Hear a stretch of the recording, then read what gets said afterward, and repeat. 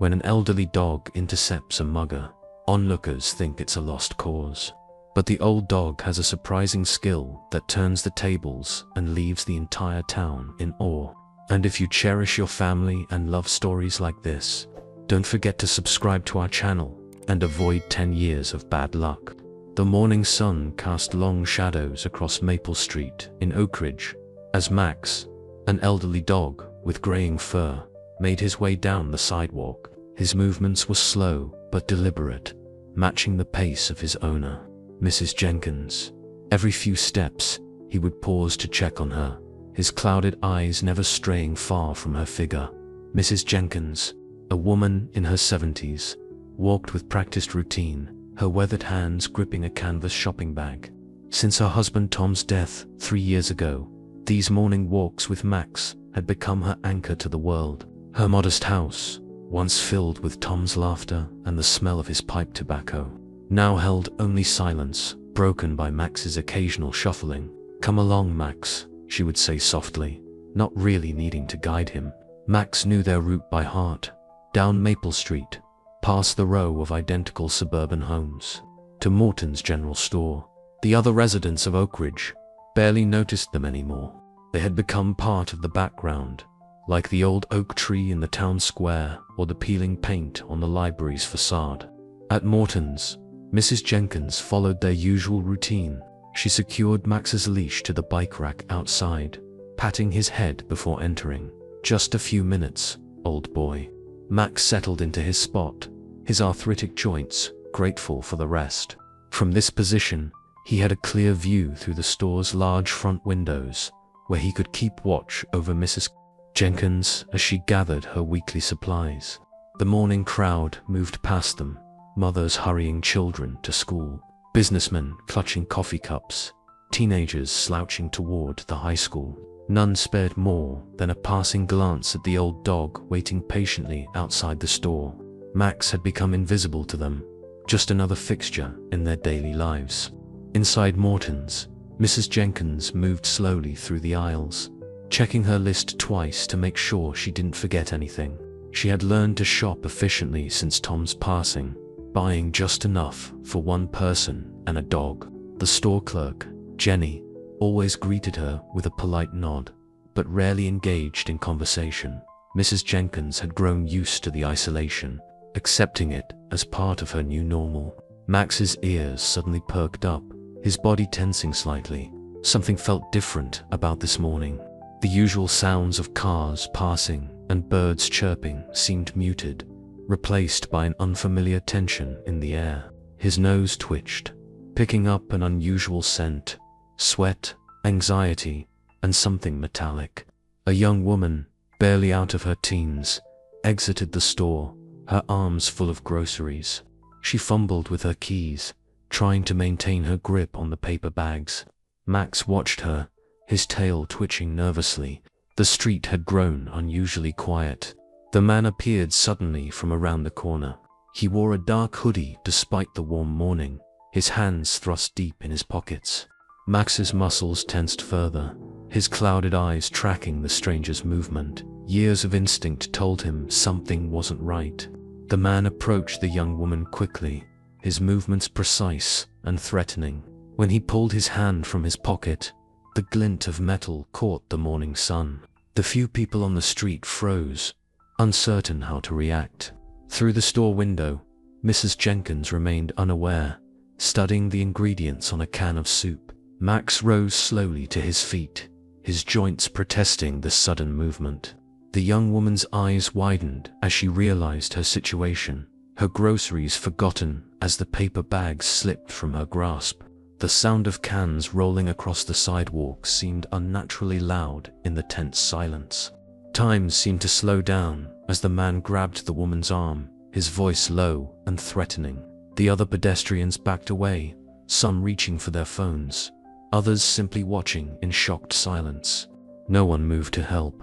The woman's fear was palpable, her chest rising and falling rapidly as she tried to process what was happening. Max watched it all unfold, his aged body trembling, not with fear, but with a growing determination. Despite his years and physical limitations, something stirred within him.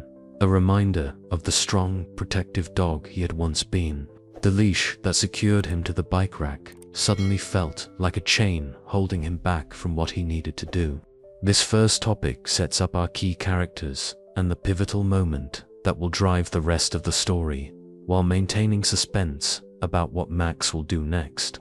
Would you like me? The next moments unfolded in a blur of motion and sound. Max's arthritic legs found new strength as adrenaline coursed through his aging body. The leash that held him to the bike rack had grown loose over years of use, and with one determined twist, he managed to slip free. His collar, worn and stretched, provided just enough give for escape. The assailant tightened his grip on the young woman's arm, pressing the knife closer. He hadn't noticed the elderly dog approaching from behind, his attention focused on demanding the woman's purse and phone. The few onlookers remained frozen, their phones recording but offering no help. The morning air filled with the woman's panicked breathing and the assailant's harsh demands. Max's initial bark surprised everyone.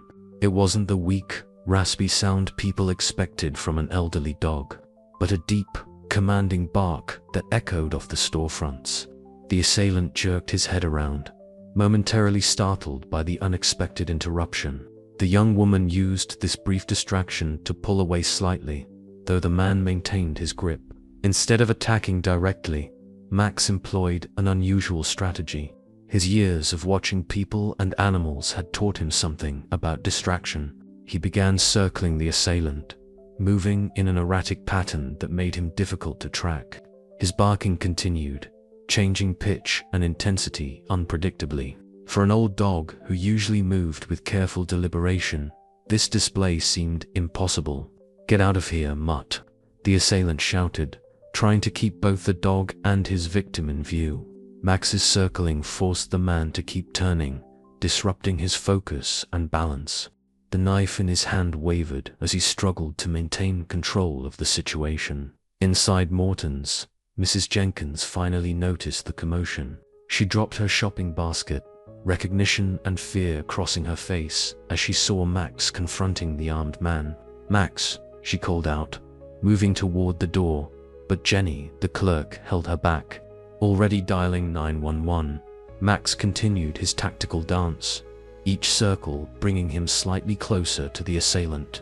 His barking had attracted attention from further down the street, and windows began opening as more people became aware of the situation.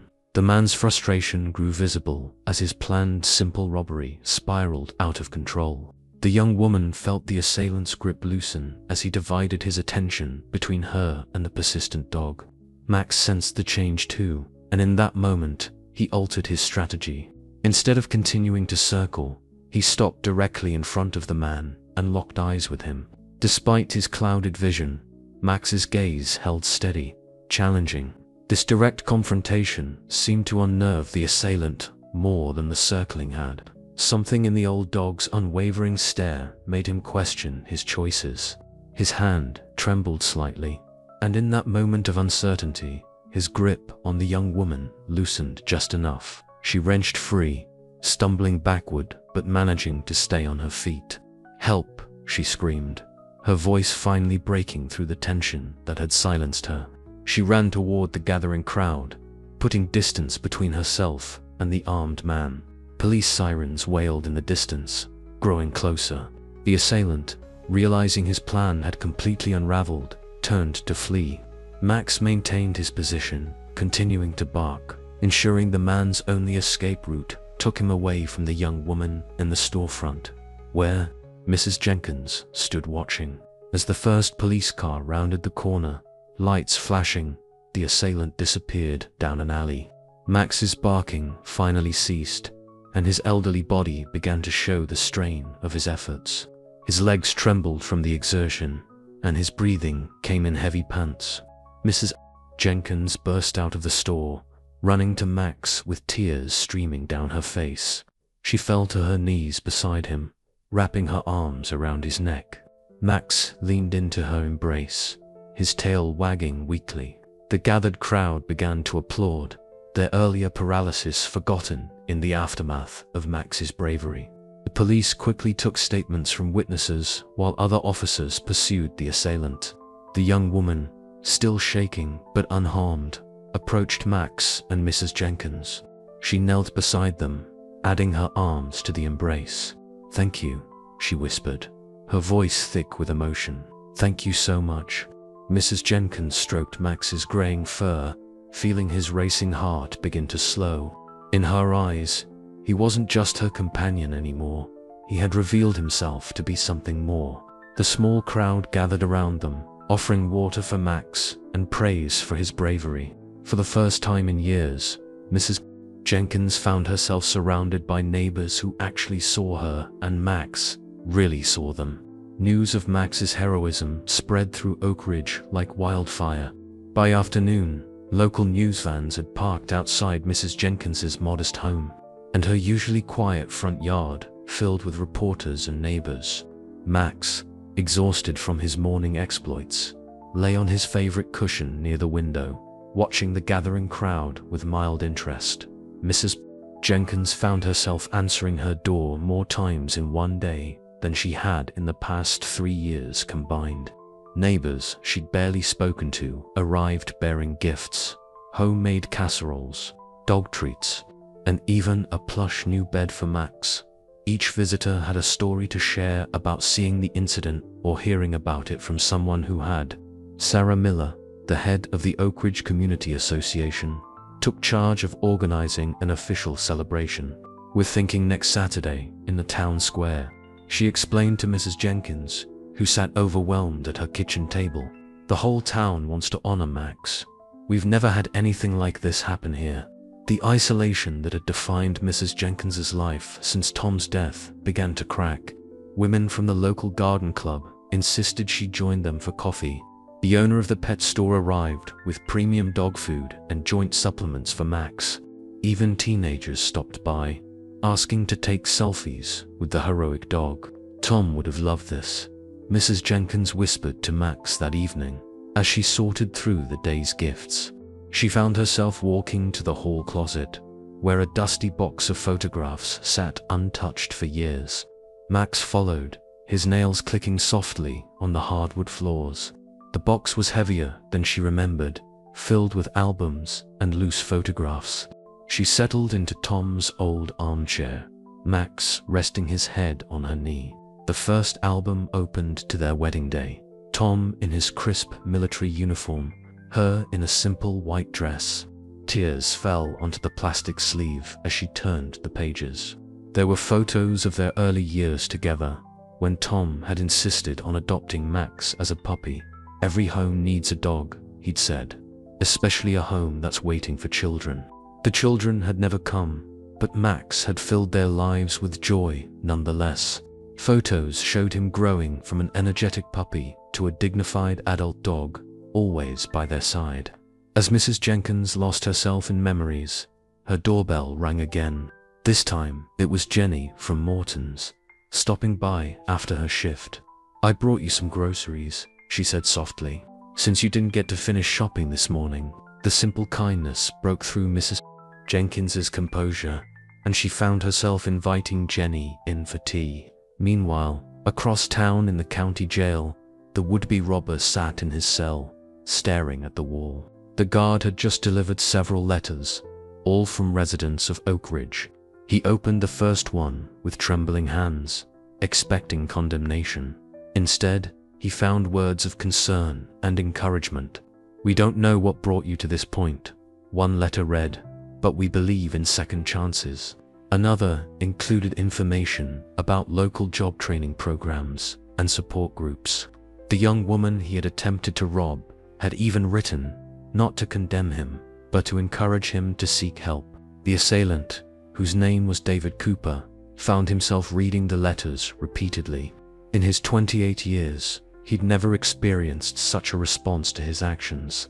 Previous arrests had led only to criticism and rejection, but something about this community, about being stopped not by force but by an elderly dog's determination, had affected him deeply. He requested paper and a pen, beginning to write responses. His hands, which had held a knife that morning, now shook as he tried to find words to express his remorse. The image of Max's steady gaze haunted him, not with fear, but with a strange sense of possibility. Back in Oak Ridge, preparations for Saturday's celebration continued. The local bakery designed special dog-shaped cookies. The hardware store donated materials to build a small stage in the town square.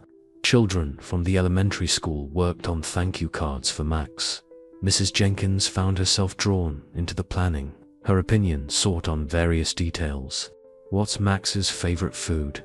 Does he prefer morning or afternoon activities? Would he be comfortable with a lot of people around? Questions she could answer easily, given their years together. But it felt strange to have people actually interested. Each evening, as the excitement of the day settled, Mrs. Jenkins and Max would sit together in the quiet of their home. She would share bits of casserole with him against the vet's usual recommendations and tell him stories about Tom.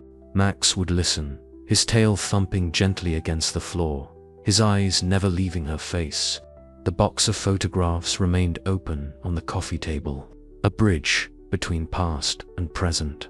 Mrs. Jenkins found herself adding new photos, ones taken by neighbors of Max with his gifts, snapshots of visitors crowding her living room, pictures of Max napping amid scattered wrapping paper from his presents.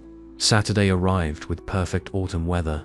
The town square transformed into a festival ground, with banners reading "Oak Ridge Heroes come in all forms" and "Thank you, Max," stretched between lampposts. Chairs filled quickly as residents arrived early, eager to be part of the historic event.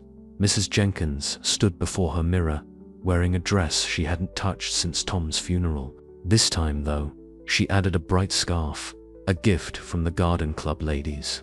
Max sat patiently by the door, wearing a new blue collar that the pet shop owner had insisted on donating. His tail wagged steadily as he watched Mrs. Jenkins prepare. The celebration began with residents sharing stories about their own pets. Sarah Thompson spoke about how her cat had alerted her family to a gas leak. Bill Henderson tearfully described how his deceased dog had helped him through depression.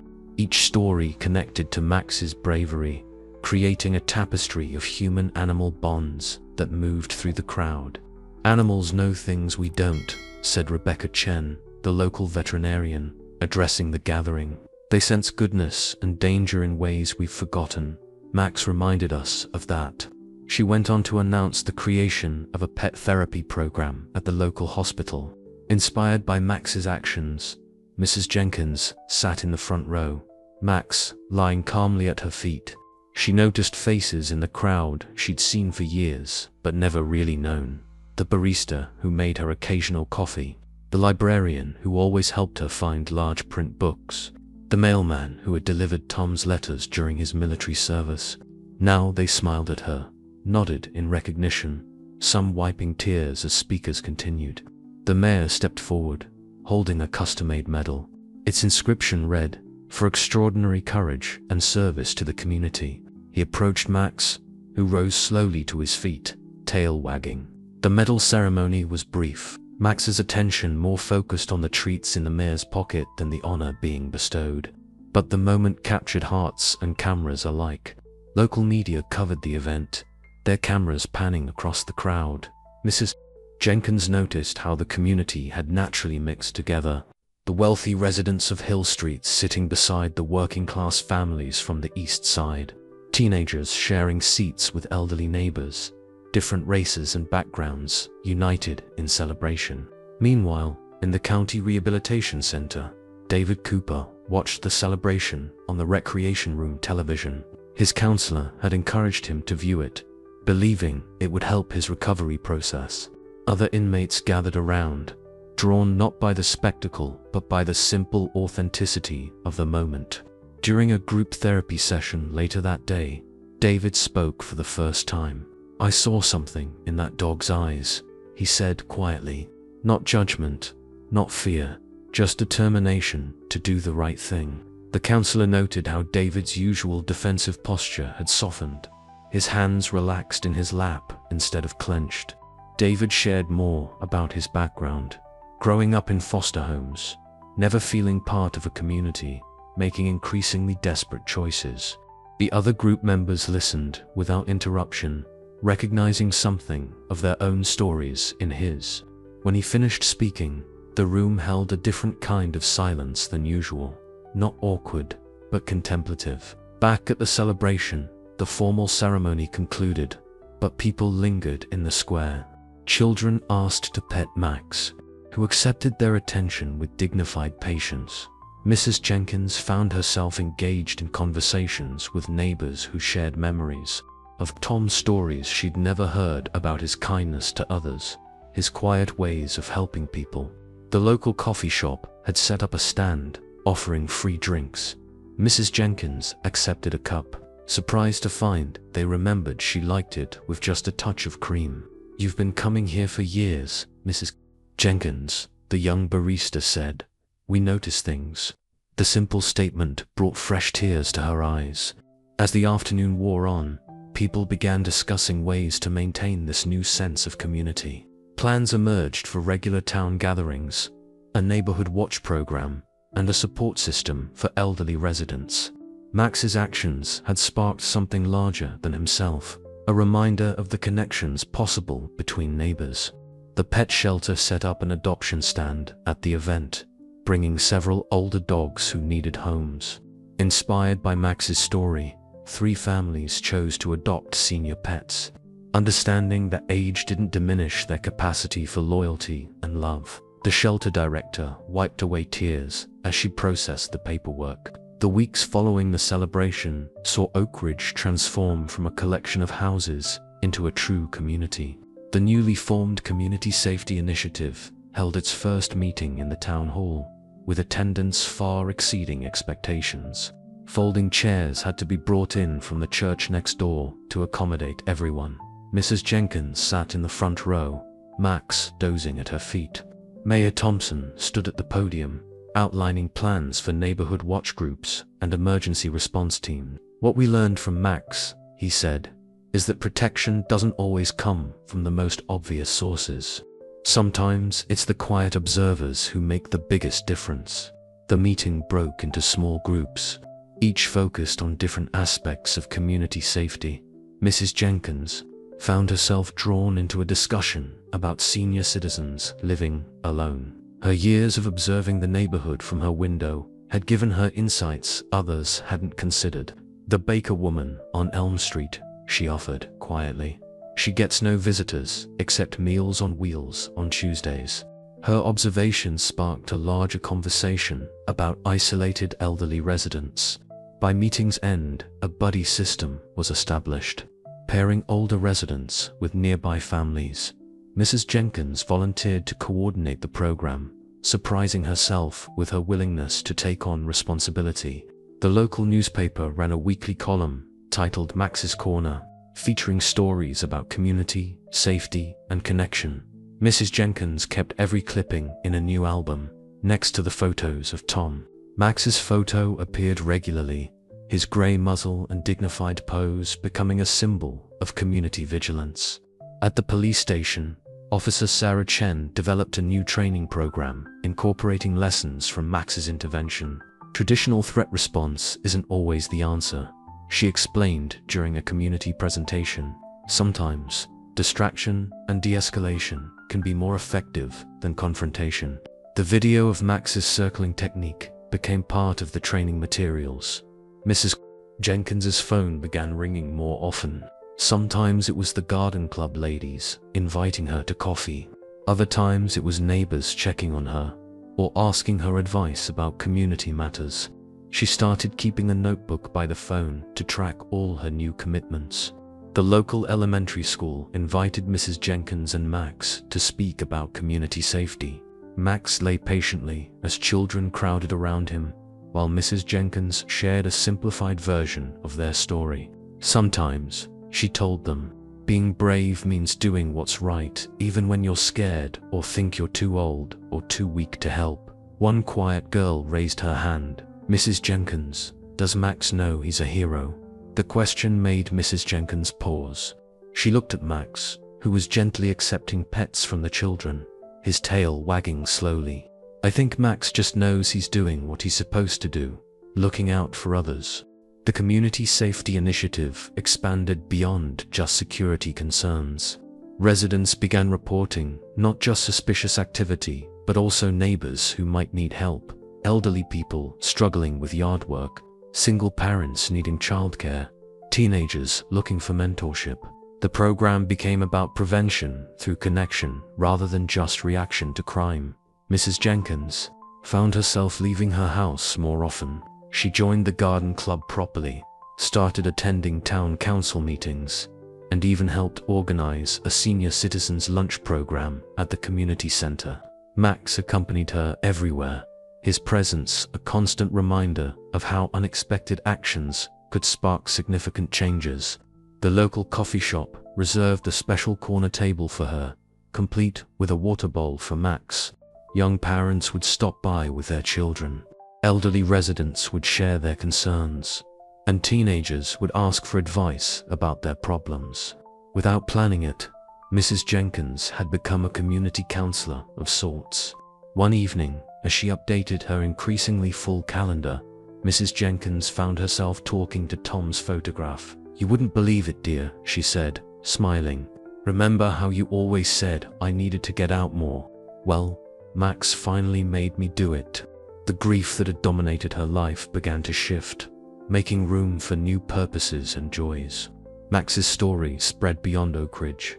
Neighboring towns requested presentations about the Community Safety Initiative. Mrs. Jenkins found herself speaking to groups, sharing not just Max's story, but the larger message about community connection. Her once quiet voice grew stronger with each telling.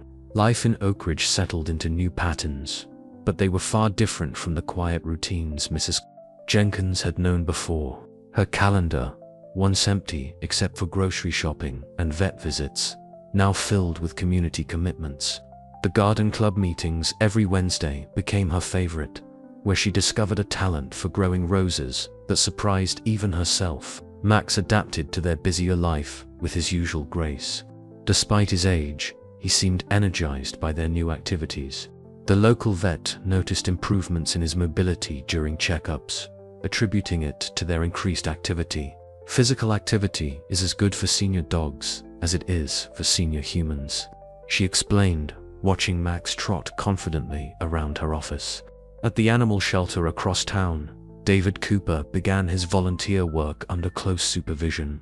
His hands, once used to threaten, now gently cleaned kennels and filled water bowls. The shelter manager was skeptical at first, but David's genuine interest in the animals was evident. He spent extra time with the older dogs, the ones others often overlooked. One dog in particular caught David's attention, an elderly German shepherd named Duke, whose grey muzzle and careful movements reminded him of Max.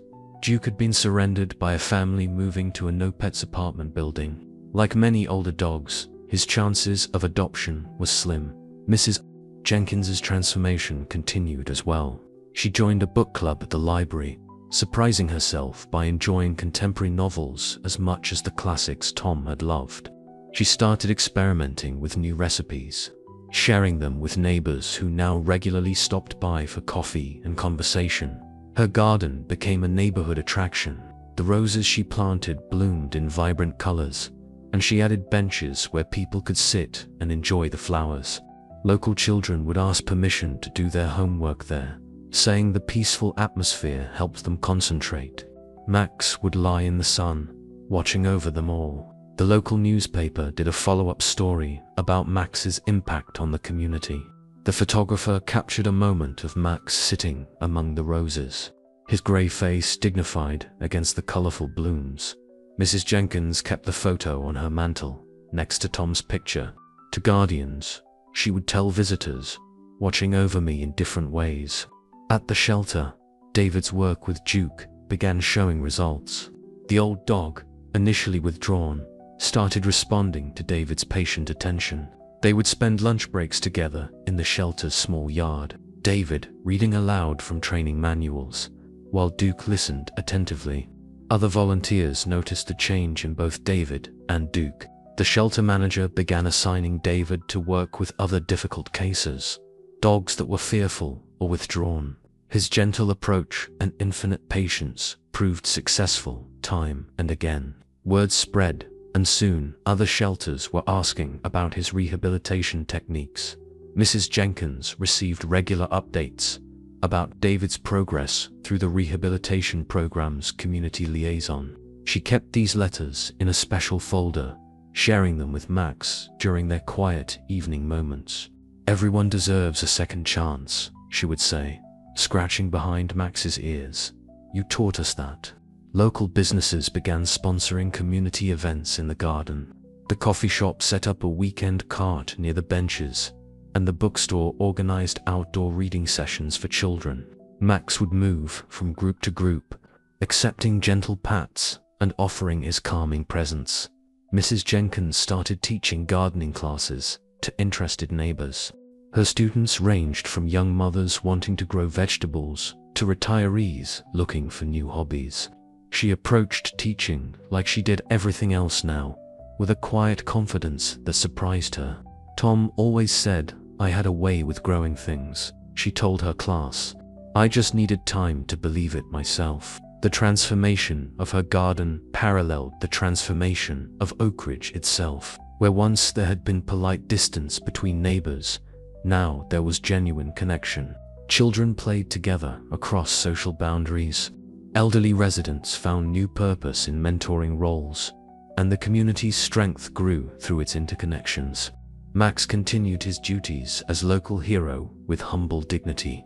During community events, he would position himself where he could observe everything, his protective instincts still strong despite his age. Children would bring him treats, carefully approved by Mrs. Jenkins, and he would accept them with gentle patience.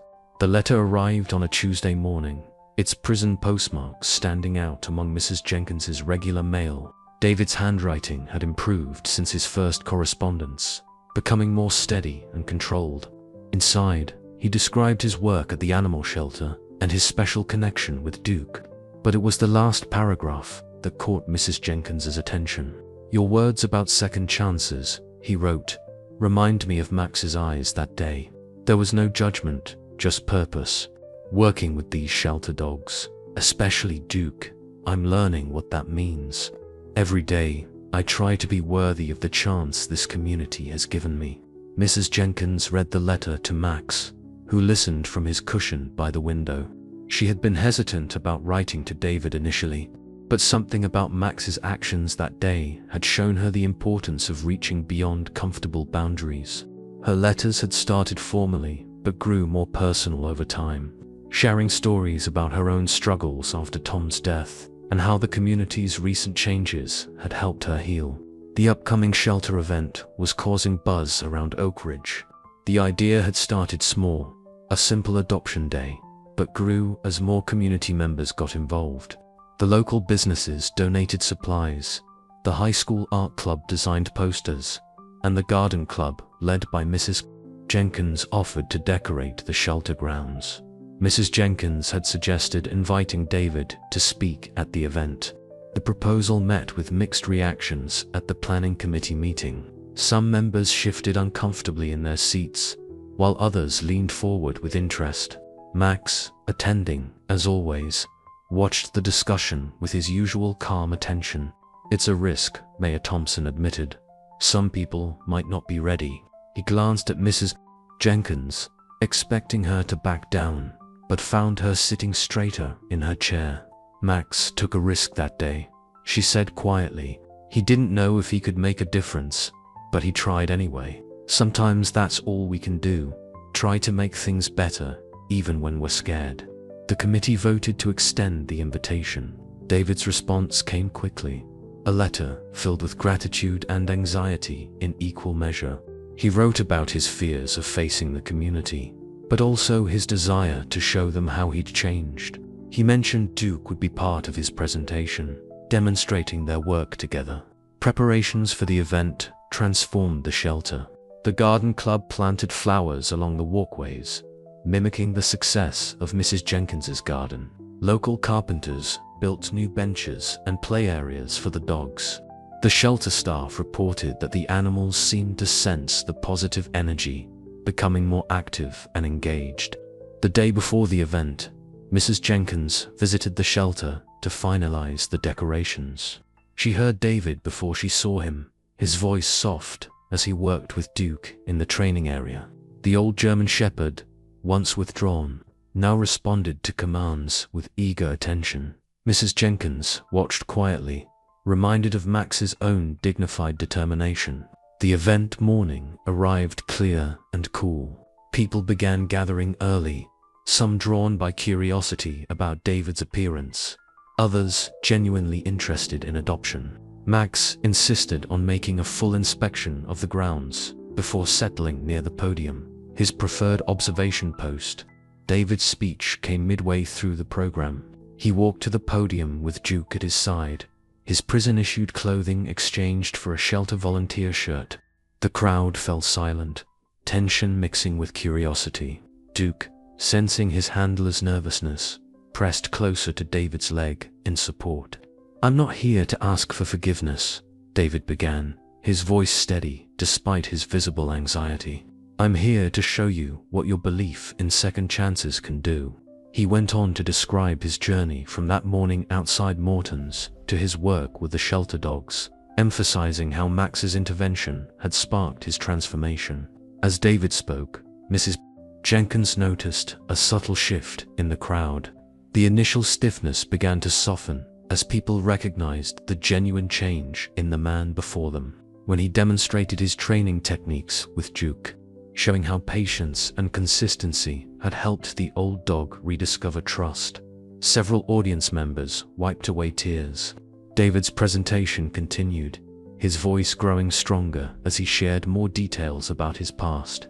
He spoke about growing up in foster homes, moving from place to place, never feeling connected to any community. His hands gestured expressively as he described how working with the shelter dogs, especially Duke, had taught him about trust and patience. "These dogs," he said, gesturing to the shelter kennels, "they don't care about your past. They just care about who you are now, in this moment, like Max did that day." His voice caught slightly at the memory. The audience sat in complete silence, many leaning forward to catch every word. The atmosphere shifted when James Morrison stood up in the middle of the crowd. Everyone in Oak Ridge knew his story. He had lost his wife in a convenience store robbery 3 years ago. His face was tight with emotion as he raised his hand to speak. Mrs. Jenkins felt Max tense beside her, the old dog's instincts sensing the building tension. "How do we know you've really changed?" James's voice carried across the shelter grounds, sharp with pain and accusation. "How do we know this isn't just another act?" Duke moved closer to David, while Max slowly rose from his position near Mrs. Jenkins.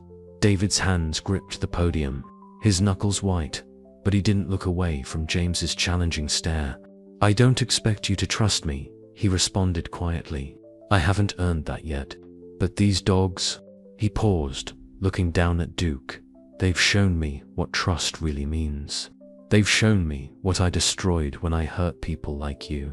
The crowd shifted uncomfortably, the peaceful atmosphere of the morning shattered by the raw emotion of the confrontation. Some people began to stand, either to leave or to intervene. It wasn't clear which. The shelter staff exchanged worried glances, wondering if they should end the presentation. James took a step forward, his grief and anger visible in every movement. "My Sarah," his voice broke. "She never got a second chance. She never got to see our grandchildren. Why should you get what she didn't?" The question hung in the air, heavy with years of unresolved pain. David remained at the podium, tears now flowing freely down his face. Duke pressed against his leg, while Max had moved to position himself between the two men, not aggressively, but attentively. Mrs.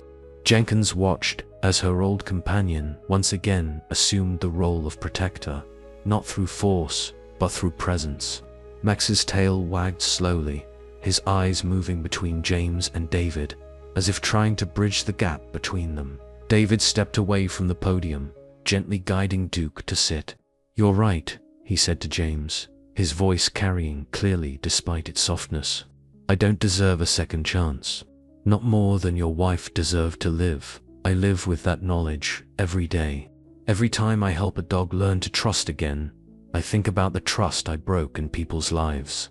The crowd held its breath. Other victims of violence in the audience found themselves reaching for tissues or squeezing their neighbors' hands. The morning sun cast long shadows across the shelter grounds, and somewhere in the distance, a dog barked. James stood rigid, tears streaming down his face. "She loved dogs," he whispered, though in the silence everyone could hear him. Sarah always wanted to volunteer at a shelter after retirement. His voice cracked again, the anger in it now mixed with something else, a deep, aching sadness that had never found its way to healing. Max, still positioned between the two men, did something unexpected. He walked slowly to James, his grey muzzle lifted, tail wagging gently. The old dog who had shown such bravery months ago now demonstrated another kind of courage. The courage to approach someone in pain with compassion. The shelter grounds remained silent as Max approached James Morrison. The old dog's movement seemed to freeze time itself, his deliberate steps drawing everyone's attention. James looked down at Max, his hands trembling at his sides. The anger that had sustained him for 3 years began to waver in the face of this simple act of connection. David watched from the podium, Duke still pressed against his leg. His next words came slowly, weighted with emotion. "I know words aren't enough," he said. "Nothing I can do will bring back those we've lost. But these dogs, they've taught me that even the deepest wounds can heal, if we're brave enough to try." Several people in the audience nodded, recognizing their own struggles with forgiveness and healing. A woman near James gently touched his arm.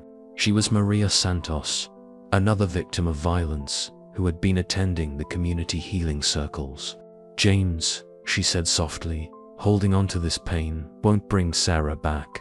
Max sat at James's feet, looking up at him with the same steady gaze he had given David months ago outside Morton's store. James's shoulders began to shake. Years of suppressed grief finally breaking through, he slowly sank to his knees, and Max moved closer, allowing James to bury his face in the old dog's fur. The crowd watched in respectful silence as James Morrison, the man who hadn't cried even at his wife's funeral, broke down in the middle of the shelter grounds. Max stayed perfectly still, providing the same steady presence he had always given to Mrs. Jenkins in her moments of grief. Mrs. Jenkins rose from her seat, her arthritis forgotten as she made her way to James. She knelt beside him, her hand joining his on Max's fur. "After Tom died," she said quietly, "Max was the only one who saw my pain. Not just saw it, but sat with me in it. Sometimes that's all we need. Someone to sit with us in our darkness until we're ready to see the light again." David stepped away from the podium, carefully guiding Duke to where James knelt. The German Shepherd, sensing the moment's importance, settled down next to Max. The two dogs, one black and one grey, both showing signs of age and wisdom, created a circle of calm around James. The day Sarah died, James spoke through his tears. She had just left the animal shelter. She'd been filling out volunteer forms. He pulled a worn paper from his wallet. The volunteer application, never submitted. She believed everyone deserved a chance to be better, even the strays nobody wanted. The shelter manager stepped forward, her own eyes wet. "We have a program," she said, "working with both rescued dogs and people in recovery. Sarah would have been perfect for it." She looked at David, then at James. "We could always use more volunteers who understand both sides of healing." Mrs. Jenkins watched as something shifted in James's expression. The hard lines of anger began to soften, not disappearing completely, but changing into something else. Something that held both pain and possibility. Max leaned against him, while Duke offered a gentle paw on his knee. "I don't know if I can forgive," James said, looking at David for the first time without anger, "but Sarah would have wanted me to try." His hand moved from Max to Duke, feeling the similar texture of age-softened fur. "She always said, dogs know things we forget, like how to live in the present moment, how to trust again after being hurt. David nodded, understanding in his eyes. That's what Max taught me, he said quietly. Not just about stopping a robbery, but about choosing to help even when you're scared or hurt. These dogs at the shelter, they've been abandoned, abused, forgotten, but they still choose to trust, to love. They show us it's possible. Mrs. Jenkins stood slowly, her joints protesting. She looked at the gathered crowd, seeing tears on many faces. When Max stopped David that day, she said, her voice carrying clearly across the shelter grounds, he didn't do it with violence.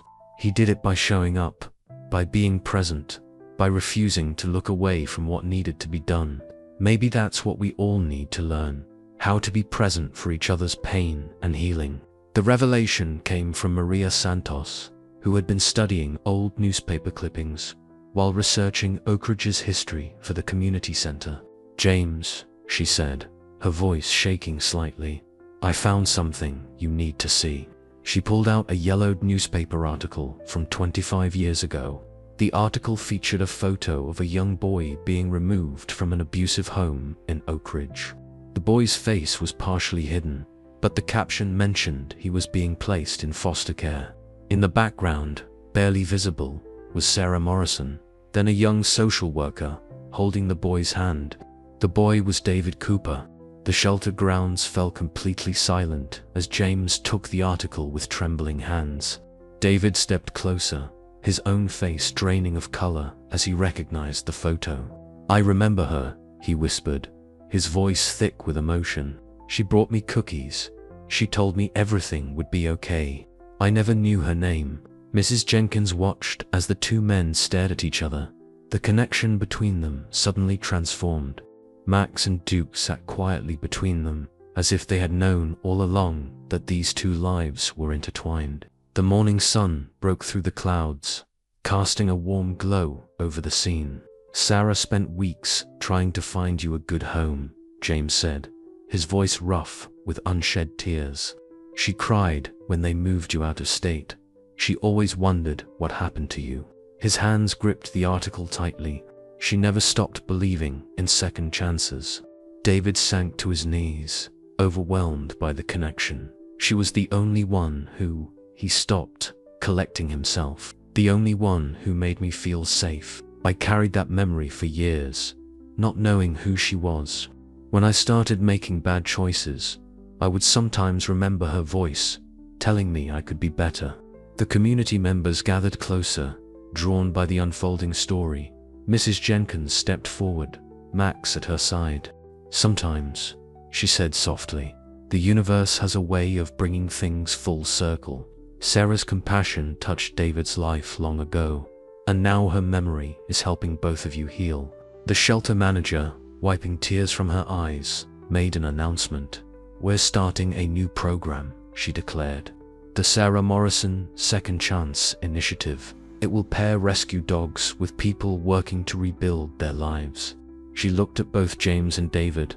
We'd like both of you to help lead it. James looked at the article again, then at David, seeing him not as the man who had committed crimes, but as the scared boy his wife had tried to save. Sarah would have loved this, he said quietly. She always said everyone deserves someone who believes in them. The ceremony concluded with an unexpected gesture. James reached into his pocket and pulled out Sarah's volunteer application. With hands that no longer shook, he wrote David's name below hers, then his own. 3 volunteers, he said, handing it to the shelter manager. Better late than never. Mrs. Jenkins watched as Max and Duke led both men on a tour of the shelter, their tails wagging in synchronized joy. The other community members followed, some already filling out their own volunteer applications. The garden club ladies began planning an expansion of the shelter's grounds, while local businesses offered support for the new program. That evening, as Mrs. Jenkins sat in her garden with Max, she reflected on how one moment of courage had sparked so many changes. The roses Tom had loved were blooming, their scent mixing with the cool evening air. Max lay at her feet, grey muzzle resting on paws that had once chased away danger, but had also shown the way to healing. "You know, Max," she said, scratching behind his ears, "sometimes the biggest heroes aren't the ones who fight the battles. Sometimes they're the ones who show us how to find our way back to each other." Max's tail thumped against the ground in agreement, his eyes closing contentedly. The story of Max, the elderly dog who stopped a robbery, became part of Oak Ridge's official history. But the real story, the one that mattered most, was about how an old dog's courage helped a community remember its heart. Through Max, they learned that heroism comes in many forms, that second chances are sacred gifts, and that it's never too late to make a difference in someone else's life. The end.